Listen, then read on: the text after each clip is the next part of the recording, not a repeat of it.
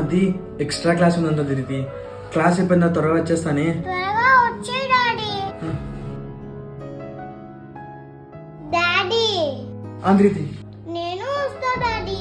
అరే వద్దు మా క్లాస్లో సార్ తిడతాడు, నేను త్వరగా వచ్చేస్తాను కదా. సరే డాడీ.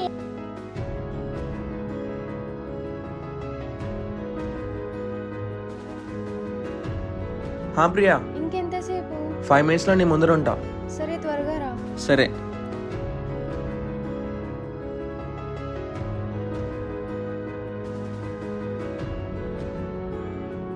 హుసేన్ ఏంటి ఇంకా రాలేదు?